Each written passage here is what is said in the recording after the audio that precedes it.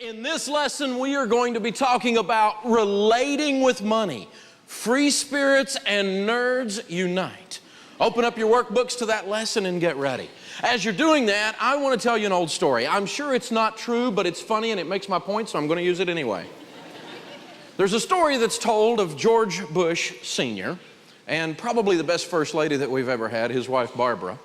And they were campaigning their way across Texas in one of the presidential campaigns, and of course that's their home state, so they knew everybody. And the presidential limo with the SUVs and the whole bit pulls up to a gas station because it's running out of gas. And so the gas station attendant sees all of this, and he runs outside. And of course, you and I don't get this service, but he runs outside and he starts pumping gas because he wants to say he's pumped the gas in the presidential limo. Well, Barbara looks up and recognizes the guy, jumps out of the car, runs around the car, gives him a big hug. They stand back there, yak it up for a little while. And she gets back in the car in a few minutes, and George says, "Who was that?" And she said, "Well, that was my old boyfriend in high school." And George gets this big grin on his face, and he said, now let me get this straight. You are married to the most powerful man in the world, the president of the leading economic force in the world, the United States of America. You could have married him, and then you'd be the wife of a gas station attendant. And she said, "Oh, George, don't be silly. If I had married him, he'd be president."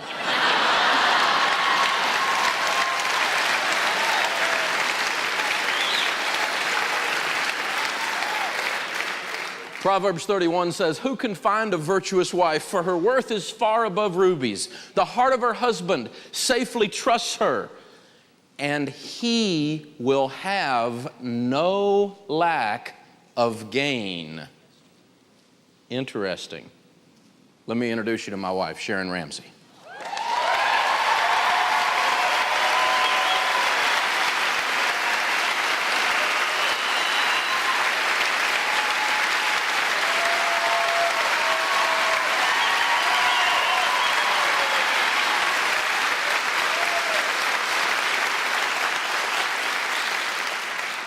As you can see, I'm an excellent salesman.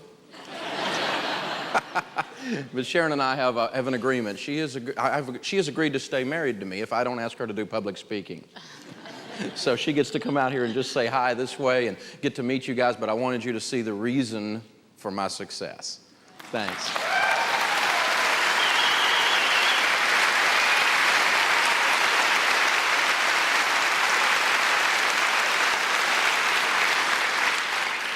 When we're dealing with money in relationships, when we're dealing with money in our personal lives, when we're dealing with money in our families, the flow of money in a family represents the value system under which that family operates. Jesus said it this way. He said, "Where your treasure is, your heart will be also." So what you do with money screams loudly who you are. Larry Burkett used to say it's kind of the checkbook autobiography. Back in the days when we used to keep a checkbook, or if you keep it on Quicken or something, if you look at your checkbook register, where your money goes tells us what's important to you, tells you what's important to you. And men and women are different in how we process this stuff. We're different in how we process everything, and money is no exception to that statement. Gary Smalley says men love to share facts. Women love to share feelings. Men connect by doing things. Guys go hunting together. We do things together. We work on the car together. We do whatever. We do things together. Women connect by talking.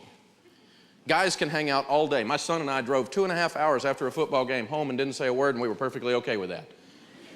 Women would have thought that was psychotic. We operate differently. We're perfectly okay with these differences too. Dennis Rainey, who is a Christian family counselor, marriage counselor, has a wonderful radio show. He says that women and men have a different verbal level. Men speak 30 to 50,000 words a day. Women speak somewhere from 50 to 70,000 words a day, with gusts up to 125,000. We are different.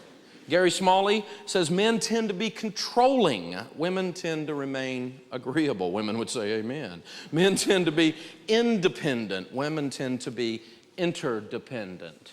Another great thing to read if you've ever gotten married or ever thought about getting married is John Gray's book, Men Are From Mars, Women Are From Venus. And he talks about the differences of men and women. He says, men define ourselves by our ability to achieve results, where women, on the other hand, tend to define themselves by the quality of their relationships. And all these differences come up big time in the way we handle money and the way we interact. And so we've got to take this into consideration if we want to have financial peace. Two words that don't go together. When it comes to the emergency fund, men say it's boring, it's not sophisticated enough. I could do something better with that $10,000 or $15,000 in baby step 3, which is a fully funded emergency fund of 3 to 6 months of expenses. I could invest that in a good mutual fund or something, but Dave says just to put it in a money market account and it not make much money. That's boring, it's not sophisticated enough. Women, on the other hand, say it's the most important key to our financial plan. It's the most important key to our financial plan. I need all the men in the room to stand up, please. All the men to stand up, please. Thank you, men. Now, guys, if you're married or you ever hope to be, listen to me really carefully for a minute. I don't know if you know this or not, but as we've been discussing, men and women are different. And that's a good thing. And they're different in how we look at this emergency fund thing. There are 2 things we're going to teach you while you go through Financial Peace University that will revolutionize your marriage if you allow it to. One of them is the emergency fund, and the other is doing a budget. And we're going to talk about both of those things tonight in the context of singles and in the context of a marriage situation. So guys, what I got to get you to understand right now is somewhere right down in here, your lady has a gland that you don't have. It's called the security gland. And if she is feeling insecure because of the money situation, that gland spasms. And it is attached to her face. So an emergency fund is actually an investment in a pretty wife. Her face relaxes because her security gland relaxes. When you have $10,000 or $15,000 in the bank and you know that you're not going to touch it, and she knows that you're not going to touch it, you don't even touch the emergency fund for emergencies. It allows her to relax in a place you don't even have.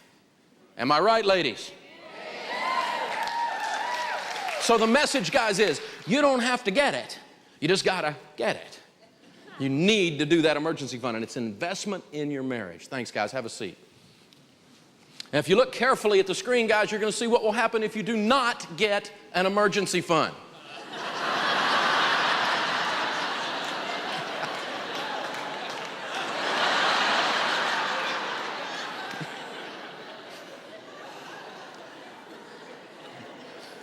When it comes to going shopping, men get good deals by negotiating. I can go in, I want those deals. I want to go out there and I'm just going to walk through the electronics store, the furniture store, and I'm going to kill everybody in the store until I get a good deal. I don't have to go shopping. I'm just going to drop an atom bomb on that one place. I'm going in there, I'm going to go, I want a deal, right? And I'm going to use all my techniques, and I'm going to get in people's face. I'm going to do whatever. I'm going to negotiate. I'm going to get a deal. We get good deals by, a lot of times, just straight old-fashioned confrontation. Where ladies tend to get good deals by hunting and hunting and hunting and hunting and hunting and hunting. And they forgot what they were looking for, but they're still hunting. You know, we went to a marriage conference a long time ago, and the guy did a really good job. And he did have one suggestion, though, that was honestly, it was just stupid. He said, if you want to have some real intimacy with your wife and really have some high quality communication, go shopping with her, guys. This is not a smart man. He is not a smart man. I mean, you think about it. I'm up here for 5 or 6 hours. It doesn't bother me a bit. My feet don't hurt. I can go all day. I've got plenty of energy. I get out of the car, walk into the mall, my feet hurt to my neck. I mean, what's up with that? I don't understand how that works, but that's how it works, isn't it? And Smalley talks about this. He says, here's how a shopping trip looks like for most people. You know, we get out of the car and we go to this mall together, or we're going somewhere. We're going to go get something together, right? And the guy gets out of the car and says, identify the target. You know, we're going to get our handheld GPS and map out the quickest way to the store. And we're going to go straight to the store with the best deal, having searched on the web while we're on our way for efficiency. And we get in there, we get the best deal, we analyze which line is going the fastest, and in the cash register, we get in line, we go through the most efficient line, we're back to the car, let's time it, go, click. Identify the target. And the lady goes, whoa, whoa, whoa, whoa, you just don't get this, do you? See, we're supposed to enjoy this process. It's not just about the task, it's the process. We have to go in every store. We have to touch everything in every store.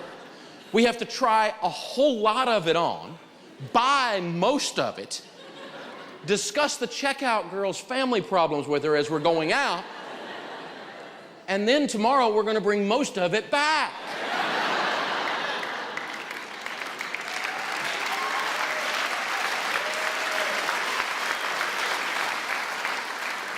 So Sharon and I figured this deal out. We're not going to try to swim upstream, okay? We know that we're not going shopping together and have a good marriage. That's not going to happen. But we have figured out she's really good at hunting. And hunting and hunting. She'll go through Consumer Reports, she'll search on the web and look at eBay, and she'll go find the best deal over here and the best sale over there. And then I'm really good at negotiating, so much so that when we go out, she's kind of a sweet, Southern Belle little lady, and she doesn't like to be embarrassed. And we go in some of these stores with me with my $100 bills out, and she goes, "You embarrass me." I'm going, yeah, well, that's just one of the side benefits of this negotiating thing. So we just don't even try all of that. What we figured out is she hunts it down, then I go kill it. So we're going to work with these opposites thing and make it work. When it comes to financial problems, we see the difference in men and women. When we're struggling financially, if you're hurting and you're stressed out, you're behind on the bills, the guys lose self-esteem. Men lose self-esteem because money represents a scorecard to men. So ladies, listen carefully. If you're in here and you're married or you're in a marriage situation and you're struggling financially, your guy does not feel like Sir Galahad right now. His sword is a little rusty. He has some moss on his armor. And the last thing he needs in the middle of that is a barking chihuahua around his ankles. My mama said,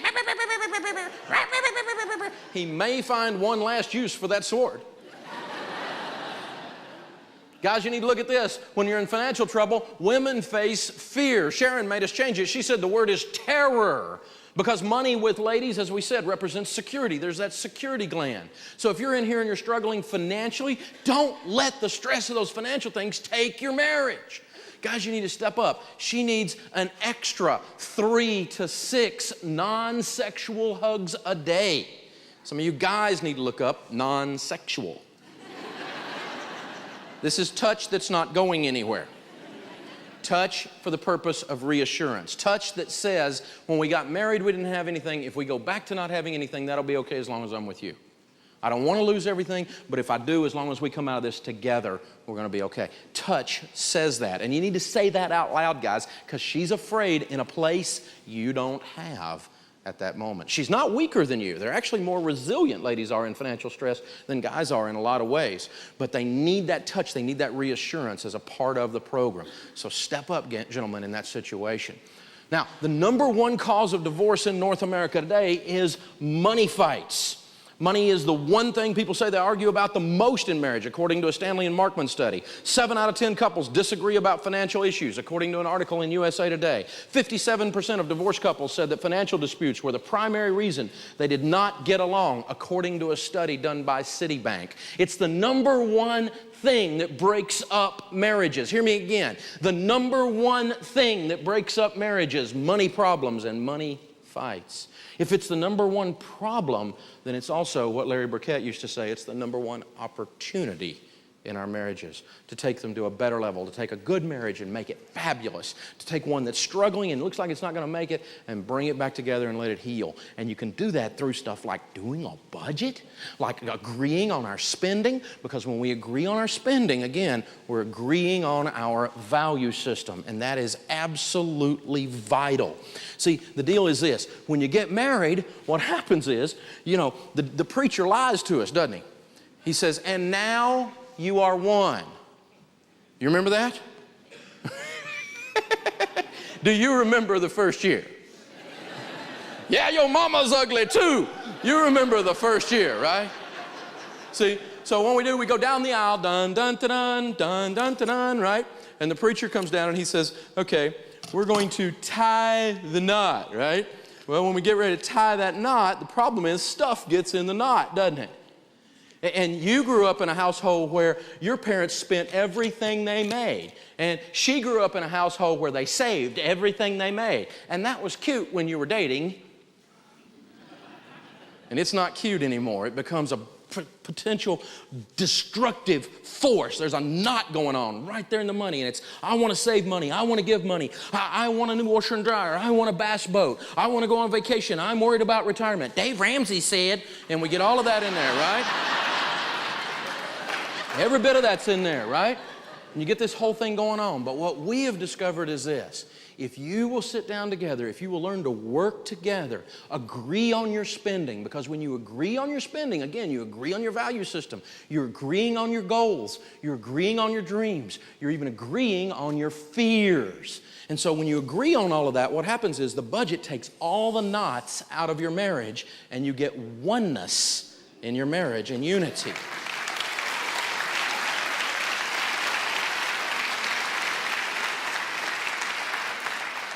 See, what happens is, Dennis Rainey says we get married, and one of us has a floor plan for a two-story, and that's our value system and how we're going to build a house. Another has a floor plan for a tri-level, and that's our value system and how we're going to build a house. If we don't get together and change that blueprint to where it looks like it's the same blueprint, we build a pretzel.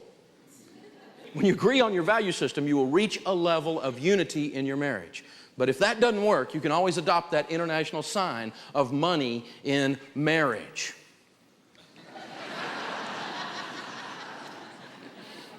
So who does the financial decision making in your household? Who's supposed to do it?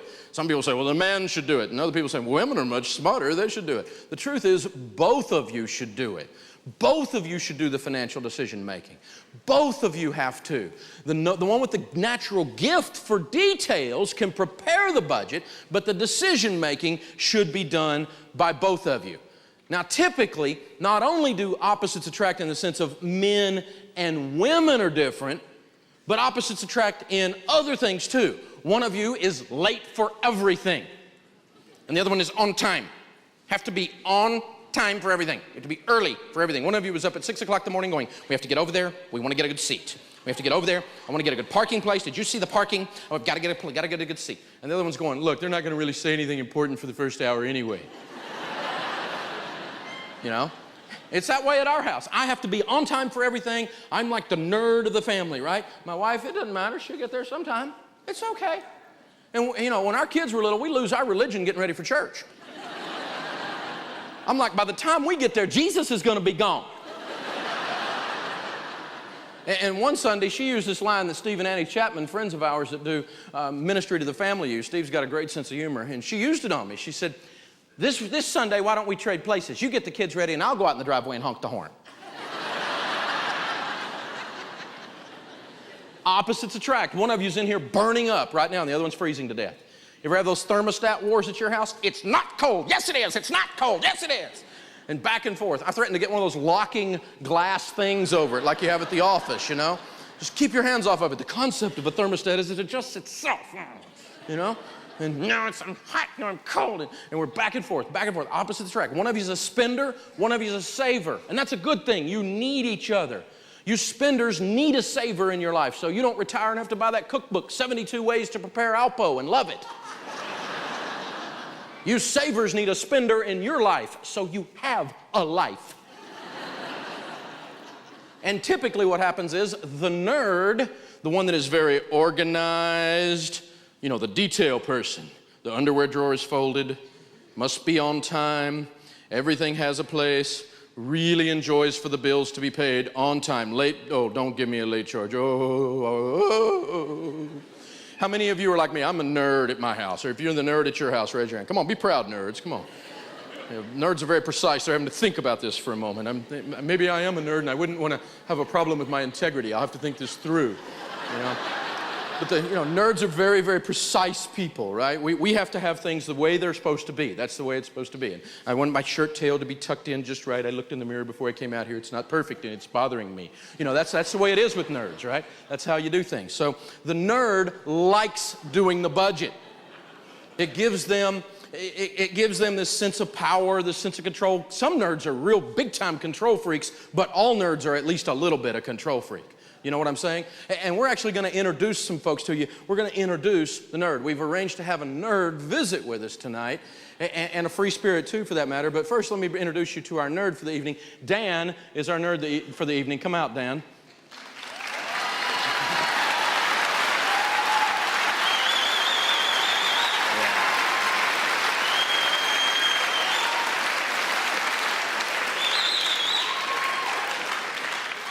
That's funny, ha ha. My team thinks that we need to dress the nerd like me. That's cute, guys. That's very cute, guys. I really like that. Now, thank you very much. All right, and the free spirit is the one that they don't feel cared for. We nerds think we're caring for everyone. The free spirit instead feels controlled. They feel told what to do. The free spirit is like, how many of you in here are free spirits? Raise your hand. See, they always start a wave. Woohoo! You know, they didn't hesitate. Yeah, baby, we're free spirit. Yeah, when's the break? Give me some refreshments. I'm a free spirit. You know, and I'm sure glad this thing's funny. I was afraid it was going to be boring. You know, this is the free spirit, right? And the free spirit, they're mature. They're adults too. They just believe in having a thing called a life. They don't really get a high out of 3-generation spreadsheets. They don't understand. You know. They don't want to click the third tab over, and they don't want to spend hours and hours and hours looking at the details. They want to vote. They want to be part of the program. And Susan is going to be our free spirit for the evening. Come out, Susan. Y'all give Susan a big round of applause.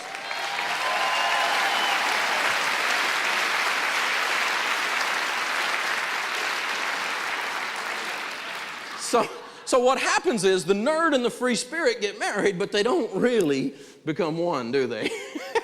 No. Instead, we start this fight thing, because the first thing that'll happen is the nerd goes, oh no, I've married one of those. And what do? You know, we go up on the mountain and we talk to God about the budget. And we come down from the mountain having prepared the budget on a stone tablet, a little bit of a sunburn, like Charlton Heston. And you know, we come out and we come to the free spirit and the rest of the family, say, family, I've been talking to God. And this is our budget. This is what we nerds do, isn't it? And the free spirit goes, yeah, I'll look at that when I get back from Home Depot or Victoria's Secret. I'm going to the mall to bust your budget. And the nerd goes, oh, no. And we nerds, if we're not careful, we're like running around with a pooper scooper all the time trying to clean up your all's messes. And the free spirit's going, you are a freak, you know? Get away from me, you Fruit Loop. You know, and this fight, this constant tension, some marriages go through this. This is real world, isn't it? Say yes. Yes. Some marriages go through this for decades and don't even realize there's all this tension in the air. They kind of just tolerate it, or they go to their corners and go, okay, you pay your bills and I'll pay my bills. We're not really married. We're just going to have a joint venture. And the nerd's like, you're too irresponsible. And the free spirit's like, you're too controlling. And we're just all this clash of the titans going on. And it doesn't make for a high-quality marriage. As a matter of fact, we just said this, it's the #1 cause of divorce. As opposites attract, and men and women are different anyway, when you put all of that in the soup with money, it makes a mess. But we figured out a way to solve it. It's called the budget committee meeting. It's your only hope for learning how to communicate. So here's what we're going to do. Those of you that are like me, and Dan, we're the nerds. Raise your hand, nerds. Okay. See, the nerds are like very precise. Right? So nerds, raise your hand again one more time. Good. All right, nerds. Here's what I want you to do.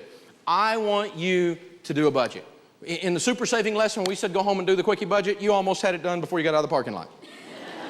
And you've already read 3 or 4 chapters ahead, and you know what I'm going to be saying next because you'd rather skip over the jokes and get to the point. Okay? And you're already filling out the evaluation in the back, you know? And you were told not to already, you know, but you can't help yourself. That kind of a thing, right? That's the nerd. So go ahead and prepare the budget, because if we wait on the free spirits, it's not going to happen. Let's not kid ourselves, okay? So prepare the budget, and we're going to teach you in the budgeting lesson how to do that. But the basics of budgeting is you spend every dollar on paper before the month begins. Every dollar has a name before the month begins. You prepare the budget. Now, then we call the budget committee meeting. Let's cover the rules for the budget committee meeting for the nerds first. Nerd, I want you to take the budget that you prepared, and I want you to set it on the table, slide it over to the free spirit, and shut up. That is rule #1. Shut up. The free spirits hear them. They are sick and tired of your preaching. They are sick of hearing, yeah, you got it. They're sick and tired of hearing Dave Ramsey say it. They're sick and tired of every mistake they ever made since 1962. You know, they don't want to hear any more of your theories. Shut up. It's on the paper. Slide it over. You've got a whole lot of opinions. They're right there on the paper. Let the free spirit look at it. Rule number 2, nerds, is this is a meeting. It is not a weekend-long budget summit. When you are dealing with a free spirit, you have a 17-minute window. After that, there came to the Financial Peace University thing. Their body may stay, but their spirit will leave. They're not going to hang out with you. Their eyes start to cross. They're not getting this. It's not fun for them. They don't enjoy this process. They're only there to have a vote. They're going to have their vote, and they're going to leave the voting booth. That's it. That's the whole deal from them. Now listen very, very carefully to me. If you are a nerd, there is one last rule, nerds. Listen very, very carefully. You must insist that the free spirit change some things in your budget. And the nerds are going, no! We don't want to change anything. It's right. If we change it, it will be wrong. I did it. It's right. We can't change it. Listen, nerds, we're tricking them to get them involved.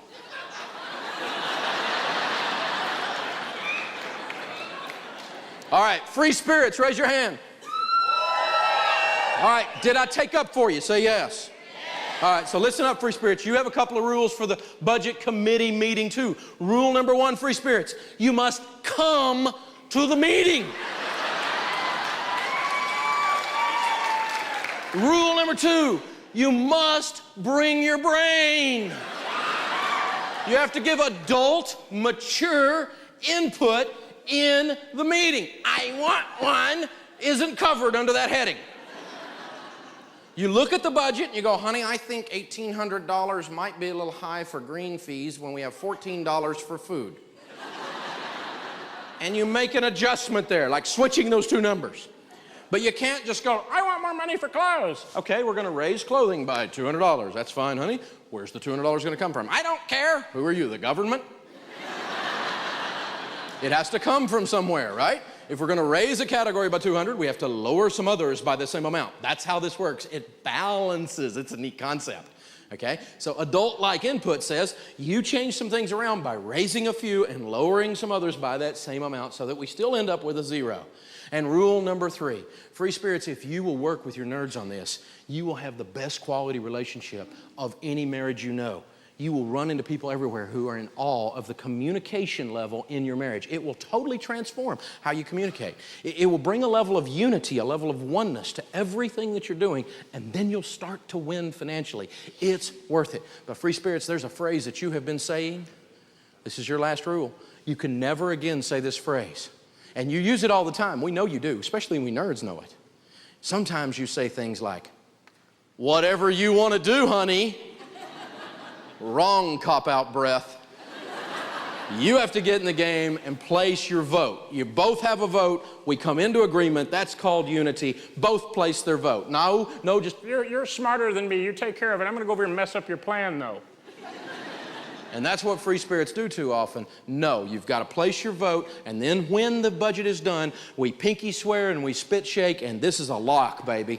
We don't do anything except what's on the budget. That is a promise. That's a contract. And if we're going to do something different than what's on that budget, we have to come back and have an emergency budget committee meeting. Got it, free spirits? Say yes. Yes. All right, give Dan and Susan, our free spirits and our nerds, a hand. They're now working together.